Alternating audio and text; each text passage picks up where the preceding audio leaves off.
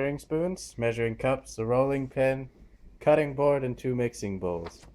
Ingredients: 1.5 cups of flour, 1/4 tablespoon of salt for the dough, tablespoon of salt for the 5-quart pot of water, 1.5 tablespoons of vegetable oil, and a 5-quart pot of water.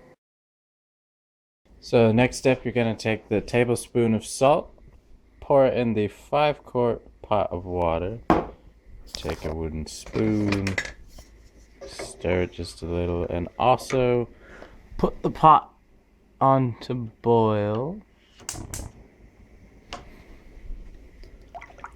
Stir it until the salt's dissolved, and then you can move on to the next step. Next, you're gonna take the flour, put it in your large mixing bowl, add the 1/4 tablespoon of salt, take a fork, try your best to mix it thoroughly, even though, I mean, it is dry, so it's gonna be kind of hard to tell, so just do your best. After you get the salt and flour mixed together, you're gonna form a little well at the middle of the combination. In a separate bowl, you're going to whisk together the egg. Then you're going to take the eggs, pour it in the middle of the little well you formed in the middle of the flour, and also the 1.5 tablespoons of vegetable oil. Just mix that in there. Then take your fork, start whisking it around, slowly bringing in the edges of the well. When you're done mixing, the mixture should be crumbly. Now that the mixture is crumbly, you're going to take the 3 to 4 tablespoons of water, add it a tablespoon at a time.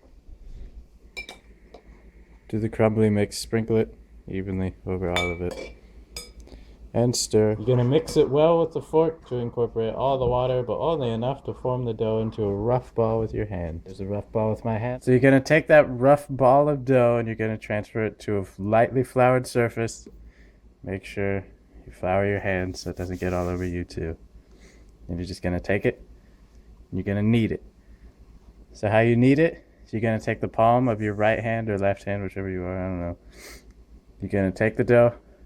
You're going to push down with the palm of your hand, and then take your left hand and fold the dough over. Just keep doing it. Just keep kneading it. You need to knead it. And you're going to keep doing this for about 10 minutes or until the dough turns into an elastic ball, adding flour as needed because it'll get sticky again as you continue to knead it. Alright, so when you're done kneading the dough, it should be like really easy to form into a ball, and it also shouldn't be sticky at all. So then you're going to cover it and let it rest for 10 minutes. After your dough is sat for about 10 minutes, you're going to put it down on a floured surface, sprinkle some flour on it. You're going to start rolling it. Very important to keep everything floured. As you roll it, you're going to want to keep rotating the dough so it's circular. Cheese some crow. Cheese some crow, Chad. You took a good thing and You messed it up. It's a line that you're rolling. You don't cross it. You crossed it. So after you get it rolled to like 1/8 of an inch thick, something along those lines, pretty thin, you're going to cover it with flour. Just a little more, not a whole lot. Don't go crazy. Then you're going to roll it. That'll be the roll for the fettuccine noodles. So once you have it all rolled up, you're going to want to get a sharp knife, like pretty sharp, because a dull knife will not cut this at all and you'll just make a big mess. Cut it into thin slices, try to keep it uniform. And then you're going to have to do the worst job ever, and you're going to have to unroll every single one of these.